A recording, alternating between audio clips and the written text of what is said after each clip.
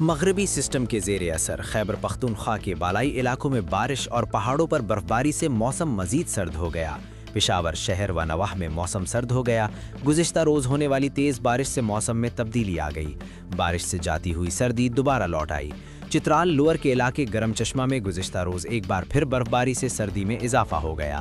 پشاور شہر کا موسم آج بھی ابر آلود و سرد ہے۔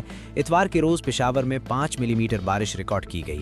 محکمہ موسمیات کے مطابق پشاور ایئرپورٹ 7 ملی میٹر، چترال 6، تیمرگرہ 9، دیر بالائی 13، میر خنی 8، کالام 1 اور دروش میں 6 ملی میٹر بارش ریکارڈ کی گئی۔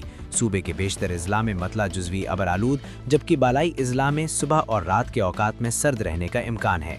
چترال، دیر بالائی اور زیری، ملاکنڈ، بونیر، سوات، شانگلہ، کوہستان بالائی اور زیری، کولائی پلاس میں گرج چمک کے ساتھ بارش کا امکان ہے۔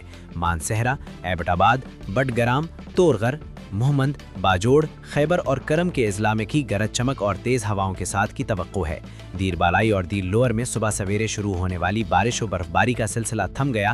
آسمان پر اب بھی گہرے بادل چھائے ہوئے ہیں، جبکہ بادلوں اور سورج کے درمیان آنکھ مچولی جاری ہے۔